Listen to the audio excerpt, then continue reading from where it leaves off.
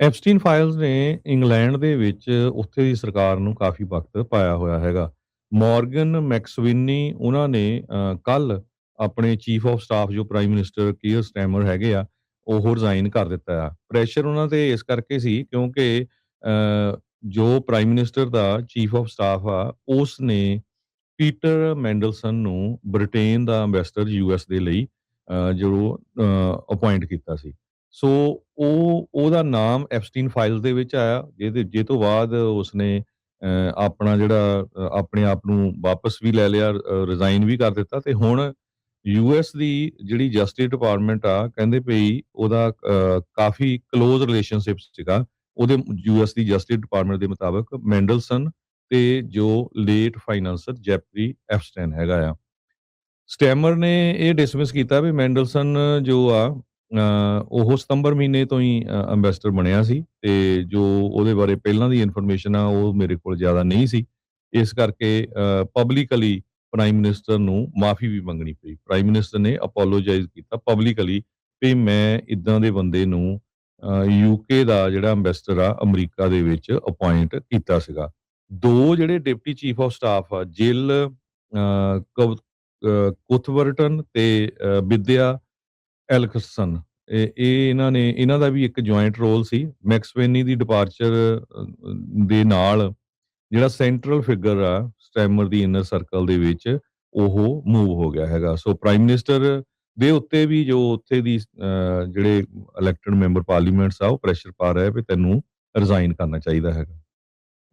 ਜੀ, ਬਿਲਕੁਲ। ਉੱਥੋਂ ਦੀ ਜਿਹੜੀ ਹਰਜੋਤ ਸਿੰਘ ਜੀ ਸਿਆਸਤ ਦੇ ਵਿੱਚ ਉਥਲ-ਪੁਥਲ ਹੋ ਗਈ ਆ, ਪਰ ਇੱਥੇ ਦੇ ਸਾਡੇ ਮੌਜੂਦਾ ਸਾਬਕਾ ਰਾਸ਼ਟਰਪਤੀਆਂ ਦੇ ਨਾਮ ਆਉਣ ਦੇ ਬਾਵਜੂਦ ਵੀ ਇੱਥੇ ਨਾ ਕੋਈ ਅਸਤੀਫੇ ਦੀ ਇਹਨਾਂ ਦੀ ਮੰਗ ਕਰ ਰਿਹਾ ਤੇ ਨਾ ਹੀ ਕੋਈ ਉਹਨਾਂ ਨੂੰ ਕਹਿ ਰਿਹਾ। ਟਰੰਪ ਹੋਣਾ ਨੇ ਤਾਂ ਕਿਹਾ ਵੀ ਮੁਲਕ ਨੂੰ ਹੁਣ ਹੋਰ ਗੱਲ ਦੇ ਪਿੱਛੇ ਜਿਹੜਾ ਉਹ ਲੱਗ ਜਾਣਾ ਚਾਹੀਦਾ, ਐਪਸਟੀਨ ਫਾਈਲਸ ਦੇ ਵੱਲ ਨੂੰ ਜਿਹੜਾ ਉਹ ਧਿਆਨ ਨਾ ਦੇਣ। ਜਿਹੜਾ ਬੰਦਾ ਕੋਈ ਦੋਸ਼ੀ ਹੁੰਦਾ ਉਹ ਅਕਸਰ ਇੱਦਾਂ ਦੇ ਹੀ ਬਿਆਨ ਦਿੰਦਾ ਹੁੰਦਾ ਵੀ ਭਾਈ ਛੱਡੋ ਪਰਾਂ ਹੁਣ ਇਹ ਗੱਲ ਨੂੰ, ਹੁਣ ਆਪਾਂ ਅੱਗੇ ਨੂੰ ਜਿਹੜਾ ਉਹ ਪਾਸੇ ਨੂੰ ਜਿਹੜਾ ਉਹ ਵੱਧਦੇ ਆ। ਐਪਸਟੀਨ ਫਾਈਲ ਦੇ ਮਾਮਲੇ ਦੇ ਵਿੱਚ ਹਰਜੋਤ ਸਿੰਘ ਦੀ ਰਿਪੋਰਟ ਇਹ ਆ ਰਹੀ ਹੈ, ਜਿਹੜੀ ਗਿਸਲੀਨ ਮੈਕਸਵੈਲ ਆ, ਉਸ ਨੂੰ ਕਾਂਗਰਸ ਦੇ ਮੂਹਰੇ ਸੱਦਿਆ ਗਿਆ ਵੀ ਭਾਈ ਆ ਕੇ ਸਵਾਲਾਂ ਦੇ ਜਿਹੜੇ ਜਵਾਬ ਦੇ। ਤੇ ਉਹਦੇ ਜਿਹੜੇ ਵਕੀਲ ਆ ਉਹ ਦੱਸ ਰਹੇ ਆ ਵੀ ਕਹਿੰਦੇ ਵੀ ਉਹ ਜਿਹੜੀ 5th ਆ ਉਸ ਨੂੰ ਪਲੀ ਕਰੂਗੀ, ਸ਼ੀ ਵਿਲ ਪਲੀ ਦ 5th, ਵੀ ਉਹ ਕਿਸੇ ਵੀ ਸਵਾਲ ਦਾ ਜਵਾਬ ਜਿਹੜਾ ਉਹ ਨਹੀਂ ਦੇਵੇਗੀ। ਵਰਚੁਅਲੀ ਕਹਿੰਦੇ ਵੀ ਇੱਕ ਕਲੋਜ਼ ਡੋਰ ਡੈਪੋਜੀਸ਼ਨ ਦੇ ਵਿੱਚ ਵੀ ਉਹ ਸਾਹਮਣੇ ਜਿਹੜੀ ਉਹ ਆਈ ਸੀ, ਉਸ ਨੂੰ ਪੇਸ਼ ਕੀਤਾ ਗਿਆ ਸੀਗਾ ਟੈਕਸਸ ਦੀ ਪ੍ਰਿਜ਼ਨ ਤੋਂ, ਜਿੱਥੇ 20 ਸਾਲ ਦੀ ਸਜ਼ਾ ਜਿਹੜੀ ਉਹ ਇਹ ਕੱਟ ਰਹੀ ਹੈਗੀ ਆ।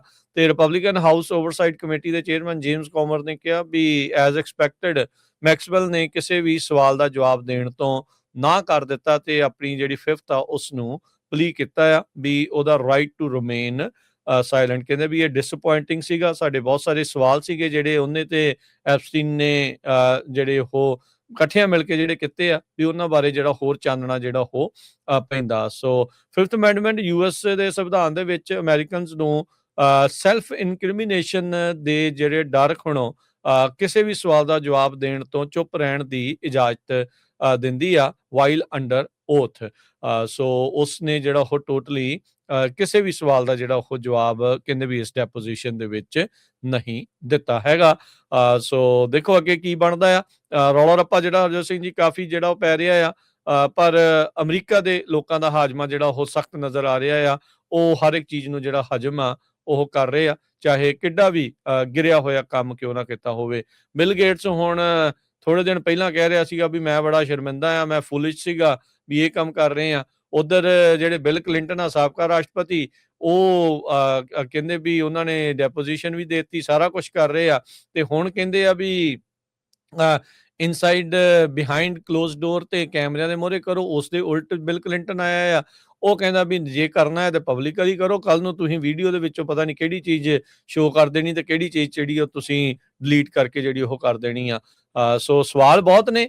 ਮੌਜੂਦਾ ਰਾਸ਼ਟਰਪਤੀ ਸਿਟਿੰਗ ਰਾਸ਼ਟਰਪਤੀ ਨੂੰ ਜਿਹੜਾ ਉਹਨਾਂ ਸਵਾਲਾਂ ਦੇ ਜਵਾਬ ਦੇਣ ਤੋਂ ਜਵਾਬ ਜਿਹੜਾ ਉਹਨਾਂ ਤੋਂ ਕੋਈ ਲੈ ਨਹੀਂ ਰਿਹਾ। ਉਹ ਹਮੇਸ਼ਾ ਹੀ ਗੱਲ ਨੂੰ ਜਿਹੜਾ ਹਾਲ ਦੀ ਘੜੀ ਘੁਮਾ ਕੇ ਦੂਜੇ ਪਾਸੇ ਵੱਲ ਨੂੰ ਕਰ ਰਹੇ ਹੈਗੇ।